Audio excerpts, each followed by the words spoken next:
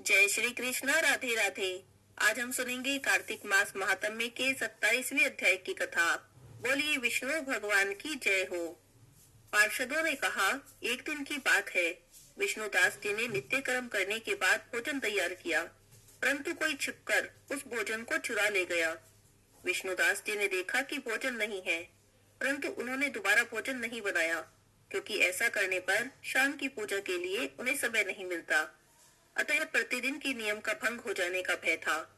दूसरे दिन पुनः उसी समय पर भोजन बनाकर जो ही वे भगवान विष्णु को भोग अर्पित करने के लिए गए, त्यों ही किसी ने आकर फिर सारा का सारा भोजन चुरा लिया। इस तरह से 7 दिन तक लगातार कोई उनका भोजन चुराता रहा। इससे विष्णुदास जी बड़े ही हैरान हुए। मन ही मन इस प्रकार का विचार करने लगे कि कौन प्रतिदिन आकर मेरी रसोई चुरा कर ले जाता है। यदि दोबारा रसोई बनाकर भोजन करता हूँ तो शाम की पूजा छूट जाती है। अब तो एक ही उपाय शेष है, रसोई बनाकर तुरंत ही भोजन कर लूं। लेकिन ये उचित नहीं, ये मुझसे नहीं होगा, क्योंकि भगवान विष्णु को सब कुछ अर्पण किए बिना कोई भी वैष्णव भोजन नहीं करता। आज तो उपवास करते मुझे 7 दिन हो गए हैं। इस प्रकार मैं इस व्रत में कब तक स्थिर रह सकता हूँ। अच्छा, आज मैं अपनी रसोई की भली भांति रक्षा करूंगा। ऐसा निश्चय कर भोजन बनाने के बाद वे वहीं कहीं छिपकर खड़े हो गए। इतने में ही उन्हें एक चांडाल दिखाई दिया, जो रसोई का अन्न हड़कर जाने के लिए तैयार खड़ा था। भूख के मारे उसका सारा शरीर दुर्बल हो गया था। उसके मुख पर दीनता छा रही थी। शरीर में हाड़ और चाम के सिवा कुछ भी शेष नहीं बचा था। उसे देखकर तो ब्राह्मण विष्णुदास जी का हृदय करुणा से भर गया। उन्होंने भोजन चुराने वाले चांडाल की ओर देखकर कहा, अरे भैया, जरा ठहरो, क्यों रूखा सूखा खाते हो, यह घी तो ले लो। इस प्रकार कहते हुए ब्राह्मण विष्णुदास जी को आते देख वह चंडाल भय के मारे बड़े ही वेग से भागा और कुछ दूरी पर मूर्छित होकर गिर पड़ा। चांडाल को भयभीत और मूर्छित देखकर विष्णुदास जी भी बड़े वेग से उसके पास गए और दया से अपने वस्त्र के छोर से उसे हवा करने लगे। जब वह उठ खड़ा हुआ तब विष्णुदास जी ने देखा कि वहां कोई चांडाल नहीं है, बल्कि साक्षात नारायण ही शंख चक्र और गदा धारण किए उसके सामने उपस्थित हैं। अपने प्रभु को प्रत्यक्ष देखकर विष्णुदास जी सात्विक भावों के वशीभूत हो गए। वे स्तुति और नमस्कार करने में भी समर्थ न हो सके। तब भगवान ने सात्विक व्रत का पालन करने वाले अपने भक्त विष्णुदास को छाती से लगा लिया और उन्हें अपने जैसा ही रूप देकर वैकुंठ धाम को चले। उसी समय यदुवि दीक्षित हुए राजा चोल ने देखा कि विष्णुदास एक श्रेष्ठ विमान पर बैठकर भगवान विष्णु के समीप जा रहे हैं। विष्णुदास को वैकुंठ धाम में जाते देख राजा ने शीघ्र ही अपने गुरु महर्षि मुद्गल को बुलाया और इस प्रकार कहना आरंभ किया, जिसके साथ सप्रदा करके मैंने इस यज्ञ, दान आदि कर्म का अनुष्ठान किया है, वह ब्राह्मण आज भगवान विष्णु का ही रूप धारण कर मुझसे पहले वैकुंठ धाम को जा रहा है। मैंने इस वैष्णव धाम में भली भांति दीक्षित होकर अग्नि में हवन किया, दान आदि के द्वारा ब्राह्मणों का मनोरथ पूर्ण किया, तथापि अभी तक भगवान विष्णु मुझ पर प्रसन्न नहीं हुए और इस विष्णुदास को केवल भक्ति के ही कारण श्री हरि ने प्रत्यक्ष दर्शन दिया। अतः जान पड़ता है कि भगवान विष्णु केवल दान और यज्ञों से प्रसन्न नहीं होते, प्रभु का दर्शन कराने में भक्ति ही प्रधान कारण है। दोनों पार्षद कहते हैं, इस तरह कहकर राजा ने अपने भांजे को राज सिंहासन पर बिठाया। वे बचपन से ही यज्ञ की दीक्षा लेकर उसी में संलग्न रहते थे, इसीलिए उन्हें कोई पुत्र प्राप्त नहीं हुआ। यही कारण है कि उस देश में अब तक भांजे ही राज्य के उत्तराधिकारी होते हैं। भांजे को राज्य देकर राजा यज्ञशाला में गए और यज्ञ कुंड के सामने खड़े होकर भगवान विष्णु को संबोधित करते हुए 3 बार उच्च स्वर से बोले, भगवान विष्णु, आप मुझे मन, वाणी, शरीर और क्रिया द्वारा होने वाली अविचल भक्ति प्रदान कीजिए। इस तरह से 3 बार कहकर सबके देखते ही देखते वे अग्नि कुंड में कूद पड़े। बस उसी क्षण भक्त वत्सल भगवान विष्णु अग्नि कुंड में प्रकट हुए। उन्होंने राजा को भी छाती से लगाकर एक श्रेष्ठ विमान में बैठाया और उसे अपने साथ लेकर वैकुंठ धाम की ओर चले। नारद जी कहते हैं कि राजन, जो विष्णुदास थे वे तो पुण्यशील नाम से प्रसिद्ध भगवान के पार्षद हुए और जो राजा चोल थे उनका नाम सुशील हुआ। इन दोनों को अपने ही समान रूप देकर भगवान लक्ष्मीपति ने अपना द्वारपाल बना लिया। यहाँ पर कार्तिक मास महात्म्य के 27वें अध्याय की कथा समाप्त होती है। बोलिए श्री विष्णु भगवान की जय हो। अब मैं आपको कार्तिक महीने की कहानी सुनाती हूँ। बोलिए विष्णु भगवान की जय हो। बहुत समय पहले की बात है। एक गांव में एक ब्राह्मण रहते थे। ब्राह्मण की पत्नी का तो स्वर्गवास हो चुका था। ब्राह्मण के 4 बेटे थे और चारों का विवाह हो गया था। ब्राह्मण के चारों बेटे अपना अपना काम धंधा देखते थे और बहुएं घर संभालती थी। श्री हरि नारायण की कृपा से ब्राह्मण के घर में किसी भी चीज की कोई कमी नहीं थी। अन्न धन के भंडार भरे हुए थे। ब्राह्मण भी अपना सारा समय श्री हरि भगवान की पूजा पाठ में व्यतीत करते थे। ब्राह्मण बहुत ही धर्म कर्म वाले थे। घर में आने जाने वाले सभी अतिथियों का आदर सत्कार करते थे। उनके द्वार से कभी भी कोई भिक्षु खाली हाथ वापस नहीं लौटता था। आया कार्तिक का महीना, तब ब्राह्मण ने कार्तिक महीने के व्रत किए, स्नान दान किया, नारायण नारायण पारायण का पूरा नियम किया। पूरे कार्तिक के महीने में ब्राह्मण सुबह जल्दी उठते, गंगा जी में जाकर स्नान करते और इसके बाद भगवान विष्णु के मंदिर में जाते, पूजा पाठ करते, घर आकर भागवत कथाओं को पढ़ते और सुनते, साथ ही कथाएं पढ़ पढ़कर दूसरों को भी सुनाते, दान धर्म करते, मंदिर आते जाते यदि कोई उनसे भिक्षा की याचना करता तो उसे कुछ न कुछ जरूर देते। इसी तरह पूजा पाठ और दान धर्म करते उन्होंने पूरा कार्तिक का महीना बिता दिया। आज कार्तिक के महीने का आखिरी दिन था और ब्राह्मण देव अपने आंगन में बैठकर भागवत भजन कर रहे थे, भगवान को पुकार रहे थे। हरि आ जाओ, हरि आ जाओ, ऐसा अपने बार बार मुख से उच्चारण कर रहे थे। अपने इस कीर्तन में ब्राह्मण को इस प्रकार भक्ति भाव से भक्ति में लीन देखकर कार्तिक भगवान ने सोचा कि चलो आज अपने भक्त के घर चलते हैं। मेरा यह भक्त मुझे बड़े ही प्रेम से बुला रहा है। ऐसा विचार कर भगवान ने एक भिक्षुक का रूप बनाया और ब्राह्मण के द्वार पर आकर भिक्षा की याचना करने लगे। हरि भजन में लीन ब्राह्मण ने जब अपने द्वार पर भिक्षुक की आवाज सुनी तो वहीं पास ही में गेहूं की बोरी रखी थी। उसमें से उन्होंने एक बर्तन में गेहूं भरी और भिक्षुक की झोली में डालने लगे।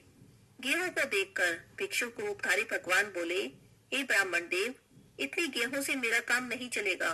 मुझे तो आपकी गेहूं की यह पूरी बोरी चाहिए। तो ब्राह्मण बोले, कोई बात नहीं महाराज, आप ये पूरी बोरी गेहूं की ले लीजिए और ऐसा कीजिए, आप मुझे बता दीजिए कहाँ पहुँचानी है। मैं स्वयं ही इस बोरी को आपके घर तक पहुँचा दूंगा।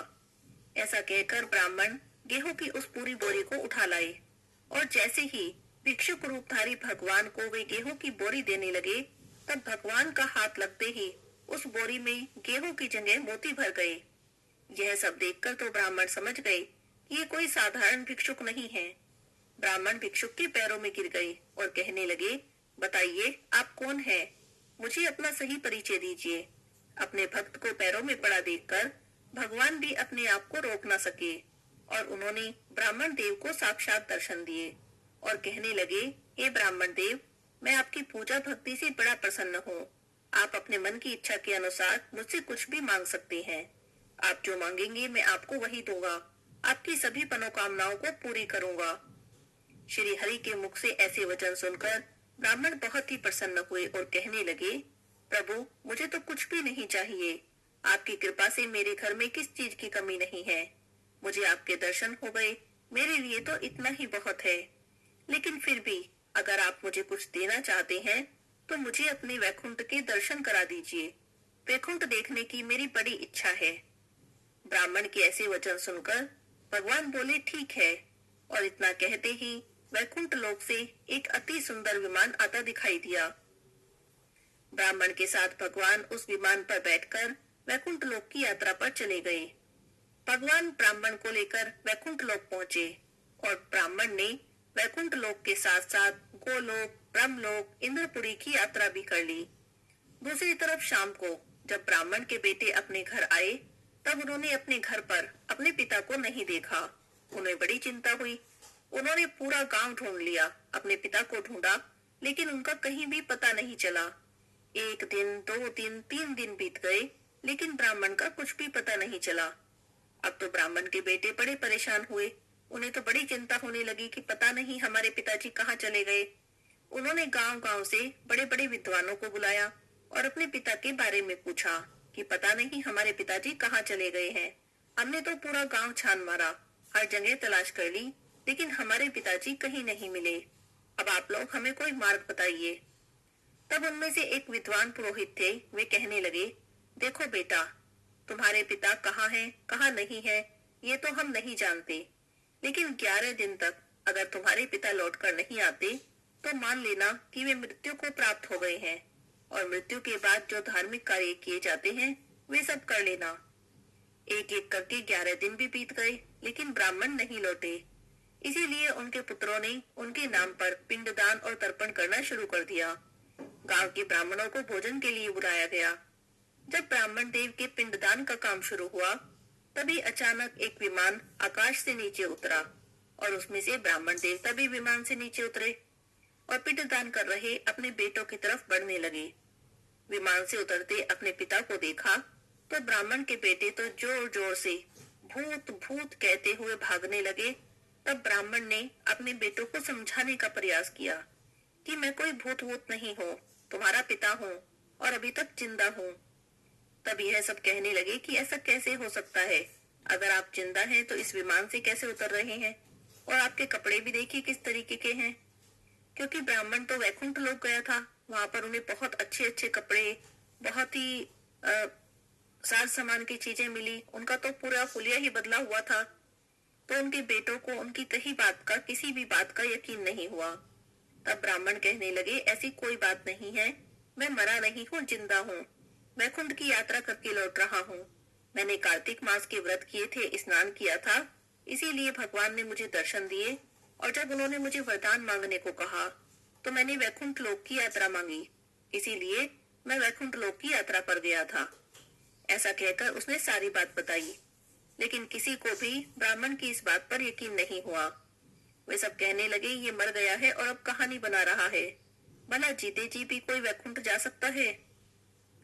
ब्राह्मण ने और समझाने का प्रयास किया, तो और जो ब्राह्मण वहां पर आए हुए थे, पिंडदान वगैरह का जो कार्यक्रम था उसमें ब्राह्मण आए थे, तो कहने लगे, अच्छा ठीक है, अगर भगवान तुम्हारे ऊपर प्रसन्न है और उन्होंने तुम्हारे दर्शन दिए हैं और वैकुंठ की यात्रा भी कराई है, तो तुम भगवान से फिर कहो कि हमें भी दर्शन दे और हमें भी वैकुंठ की यात्रा कराएं। अगर ऐसा हो गया तो हम तुम्हारी बात मान जाएंगे। इतनी बात सुनकर तो ब्राह्मण देवता परेशान हो गए और कार्तिक भगवान से, विष्णु भगवान से फिर से प्रार्थना करने लगे, हे श्री हरि, हे नारायण, ये लोग मुझ पर विश्वास नहीं कर रहे हैं और मेरी भक्ति की परीक्षा लेना चाहते हैं। हे दीन बंधु, हे दीन दयाल, अब तो मेरी लाज आप ही के हाथ में है। इस तरह करते करते ब्राह्मण देवता ने भगवान श्री हरि की बहुत स्तुति की, उनसे बहुत विनती की। तब भगवान ने देखा कि मेरा भक्त संकट में है, तब उन्होंने गरुड़ पर सवार होकर दोबारा से ब्राह्मण को दर्शन दिए। तब ब्राह्मण कहने लगा, हे प्रभु, ये सब तो मुझे मरा हुआ मान रहे हैं और कह रहे हैं, यदि तुमने सचमुच में भगवान के दर्शन किए हैं, वैकुंठ के दर्शन किए हैं, तो हमें भी कराओ, तभी हम मानेंगे कि तुम सच बोल रहे हो।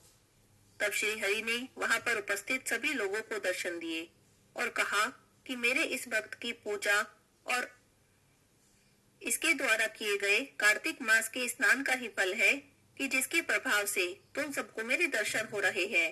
तब सबने भगवान के चरणों में प्रणाम किया। ब्राह्मण देव कहने लगे, हे प्रभु, यह सब मेरी ही तरह सशरीर वैकुंठ लोक में जाना चाहते हैं, वैकुंठ लोक के दर्शन करना चाहते हैं। तब भगवान बोले, हे ब्राह्मण देव, वैकुंठ लोक के दर्शन वही करता है जो पुण्य कर्म करता है, धर्म के कार्य में रहता है, जिसके मन में दया हो, प्रेम हो, आतिथ्य भाव हो, सिर्फ वही वैकुंठ के दर्शन कर सकता है। हे ब्राह्मण देव, मैं आपकी यह बात पूरी नहीं कर सकता। लेकिन ब्राह्मण देवता तो बार बार भगवान से प्रार्थना करने लगे। तब भगवान भी विवश हो गए और कहने लगे, अच्छा ठीक है, जो कोई भी वैकुंठ के दर्शन करना चाहता है, एक दूसरे के पांव पकड़ ले। तब श्री हरि ने अपने गरुड़ को आज्ञा दी कि इन सबको वैकुंठ लेकर चलना है। तो सबसे पहले वही ब्राह्मण जो भगवान के भक्त थे और वैकुंठ की यात्रा करके आए थे, उन्होंने गरुड़ देव जी के पैर पकड़ लिए, और उसके बाद तो एक के बाद एक जो ब्राह्मण वहां पर उपस्थित थे, सबने एक दूसरे के पैर पकड़ लिए। गरुड़ जी सबको लेकर उड़ चले। सबके मन में वैकुंठ देखने की इच्छा हिलोरे मार रही थी। सबकी खुशी का कोई ठिकाना नहीं था। सब अपने मन में तरह तरह की बातें सोच रहे थे। कोई धन की बात सोच रहा था, कोई खाने की बात सोच रहा था, कोई सोच रहा था पता नहीं वैकुंठ कैसा होगा। सभी अपने मन में तरह तरह की बातें सोच रहे थे, पता नहीं वहां क्या क्या होगा। तो आपस में बातें करने लगे कि वैकुंठ में तो बड़े अच्छे अच्छे पकवान खाने को मिलेंगे। तो जो सबसे पहले वाले ब्राह्मण थे, जिन्होंने गरुड़ जी के पैर पकड़ रखे थे, वो तो सिर्फ नारायण जी को देख रहे थे। और उसके बाद वाले जो ब्राह्मण थे, वे एक दूसरे से बातें करने लगे। एक बोला, वहां पर तो लड्डू खाने को मिलेंगे। तो बोला, हाँ मिलेंगे। तो दूसरे ने पूछा, कितने मिलेंगे? तो पहला बोला, बहुत सारे मिलेंगे। तो दूसरे ने पूछा, ऐसा नहीं, बहुत सारे नहीं, ये बताओ कितने सारे मिलेंगे। इस तरह की बातें कर रहे थे। तब पहले ब्राह्मण ने कहा, इतने सारे मिलेंगे। और ऐसा कहकर उसने अपने दोनों हाथ खोल दिए। हाथ खोलते ही सारे ब्राह्मण एक के बाद एक नीचे गिरते चले गए और सारे के सारे मर गए।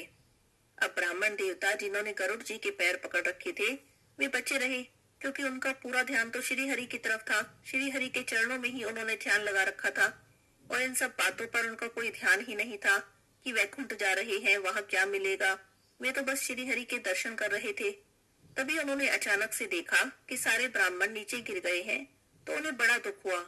उन्होंने गरुड़ जी से कहा कि मुझे नीचे उतारो। अब गरुड़ जी ने ब्राह्मण देव को नीचे उतार दिया, जहाँ पर सभी ब्राह्मण गिरे थे और मरे थे।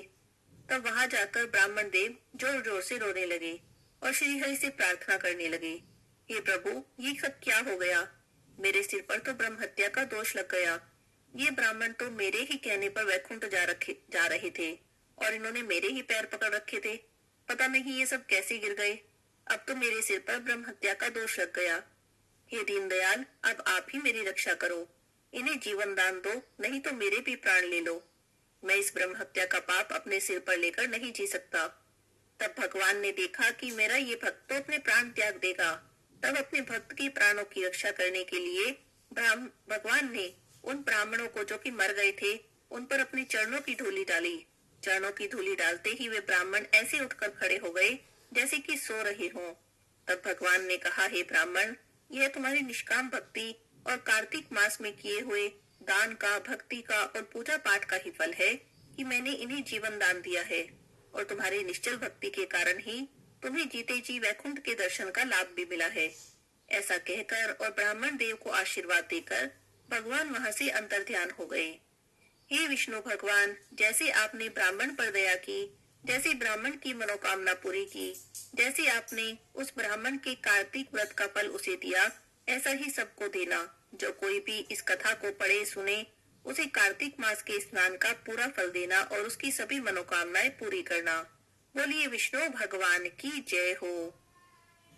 कार्तिक महीने के सोमवार की कहानी। एक बार महादेव शंकर जी ने सोचा कि चलो धरती पर घूमकर आते हैं। महादेव जी धरती पर चलने को तैयार हुए तो पार्वती जी बोली, महाराज कहाँ जा रहे हो? तब महादेव जी बोले कि धरती पर जा रहा हूँ। पार्वती जी बोली, महादेव जी मैं भी चलूंगी। तब महादेव जी ने पार्वती जी को समझाया, देवी तुम मत चलो, तुम्हें भूख प्यास लगेगी। लेकिन पार्वती जी तो जिद पर अड़ गई, कहने लगी कि नहीं महाराज मैं भी चलूंगी। धरती पर आ गए। थोड़ी देर में पार्वती जी थक गई और उन्हें भूख प्यास भी लगने लगी। तब उन्होंने महादेव जी से कहा कि महाराज मुझे तो भूख लगी है, मुझे तो खीर खांड का भोजन चाहिए। महादेव जी बोले, देवी मैंने तो पहले ही कही थी कि तुम मत चलो, तुम थक जाओगी और तुम्हें भूख भी लगेगी। अब क्या कर सकते थे? दोनों एक साहूकार के घर पर गए। जाकर बोले कि हमें भूख लगी है, हमारी पार्वती जी को खीर खांड के भोजन चाहिए। तब साहूकारनी बोली कि इतने हट्टे कट्टे हो, मांगते खाते शर्म नहीं आती? अगर खीर खांड का ही भोजन चाहिए था तो कुछ काम धंधा क्यों नहीं करते? महादेव पार्वती वहां से आगे चल दिए। थोड़ी दूरी पर एक बुढ़िया माई का घर था। बुढ़िया माई के घर पर जाकर आवाज लगाई कि हमें भूख लगी है, पार्वती जी को खीर खांड के भोजन चाहिए। बुढ़िया माई उठकर चल दी। महादेव जी ने पूछा कि बुढ़िया माई कहाँ जा रही हो? तब वह बोली कि दूध, चावल और खांड लेने जा रही हो। महादेव जी बोले कि घर में जाके देख। घर में जाकर देखा तो दूध का भिगोना भरा था, चावल की परात भरी थी और खांड की बोरी धरी थी। उसने भिगोना भर के खीर बना ली। महादेव पार्वती जिमा दिए। उसके बाद जो खीर बच गई तो बुढ़िया माई पूछने लगी कि महादेव जी अब इस खीर का क्या करूं। तब महादेव जी बोले कि नगर में न्योता दे दे, सारी डगरी जिम्मा दे। अब बुढ़िया माई खीर के कटोरे भर भर के बांटने लगी। थोड़ी देर में फिर पूछने लगी कि महादेव जी इस बची खीर का क्या करूं। तो मेरे तो कोई भी नहीं है, कोई परिवार नहीं है। तब महादेव जी ने कहा कि आंखें बंद कर। उसने आंखें बंद करी, आंखें खोल के देखे तो खूब परिवार हो रहा है। वह बोली कि महाराज जी इस छोटी सी झोपड़ी में इतने बड़े परिवार को कैसे रखूंगी। महादेव जी ने झोपड़ी की लात मारी तो महल हो गया। अब बुढ़िया माई खीर कटोरे भर भर के बांटने लगी। एक कटोरा साहूकारनी के घर भी देने गई तो साहूकारनी पूछने लगी कि तेरे खीर कहाँ से आई। तब बुढ़िया बोली कि महादेव पार्वती जी आए थे। तब साहूकारनी बोली कि वे तो मेरा धन तेरे लुटा गए। तब वह कहने लगी कि मुझे तो कुछ नहीं पता। तब बुढ़िया माई से पूछा कि कहाँ गए हैं। बुढ़िया माई ने बता दिया कि उधर को गए हैं। साहूकारनी तो भागी भागी पीछे हो ली, जाके महादेव जी के पैर पकड़ लिए और कहने लगी महाराज ये क्या कर दिया, मेरा सारा धन उसे क्यों दे दिया। तब महादेव जी बोले कि मैंने तो कुछ भी नहीं किया, तेने ना करी तेरे ना हो गया, उसने हाँ करी उसके हाँ हो गया, मैंने तो ना उठाया ना डाला। पर वो तो पैर पकड़ के खड़ी हो गई, बोली महाराज कुछ तो दो। तब महादेव जी बोले कि तेरी तेलड़ी में तेल रहेगा, घीलड़ी में घी रहेगा, काम तेरा रुकेगा नहीं और धन तेरा जुड़ेगा नहीं। हे महादेव जी, जैसे बुढ़िया माई को दिया सबको देना, जैसे साहूकारनी का को कष्ट दिया ऐसा किसी को भी मत देना। कहते सुनते हुंकारा भरते को। बोलिए महादेव पार्वती की जय हो। तुलसी माता की आरती। तुलसी महारानी नमो नमो, तुलसी महारानी नमो नमो, हरि की पटरानी नमो नमो, तुलसी महारानी नमो नमो। धन तुलसी पूरण तप कीनो, शालिग्राम बनी पटरानी नमो नमो, तुलसी महारानी नमो नमो। जहाँ के पत्र मंजरी कोमल, श्रीपति कमल चरण लपटानी नमो नमो, तुलसी महारानी नमो नमो, तुलसी महारानी नमो नमो, हरि की पटरानी नमो नमो। कौन से महीने में बोई रानी तुलसा, कौन से महीने में हुई हरियाली नमो नमो, तुलसी महारानी नमो नमो। कौन से महीने में हुई तेरी पूजा, कौन से महीने में हुई पटरानी नमो नमो, तुलसी महारानी नमो नमो। आषाढ़ मास में बोई रानी तुलसा, सावन मास में हुई हरियाली नमो नमो, तुलसी महारानी नमो नमो। कार्तिक मास में हुई तेरी पूजा, मंसिर मास में हुई पटरानी नमो नमो, तुलसी महारानी नमो नमो। धूप दीप नैवेद्य आरती, पुष्पन की वर्षा बरसानी नमो नमो, तुलसी महारानी नमो नमो। 56 भोग 3600 व्यंजन, बिन तुलसी हरि एक न मानी नमो नमो, तुलसी महारानी नमो नमो।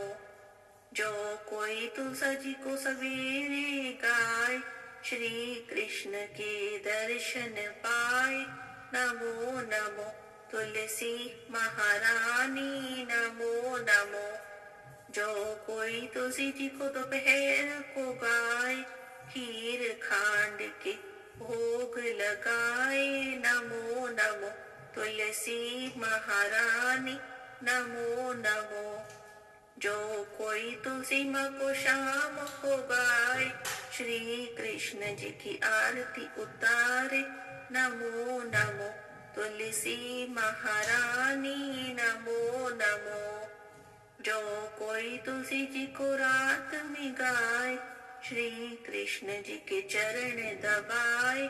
नमो नमो तुलसी महारानी नमो नमो। सभी सखी मैया तेरो यश गावे, भक्ति दान दीजो महारानी। नमो नमो तुलसी महारानी नमो नमो। हरि की पटरानी नमो नमो। तुलसी महारानी नमो नमो। बोलिए तुलसी माता की जय हो, विष्णु भगवान की जय हो, लक्ष्मी माता की जय हो।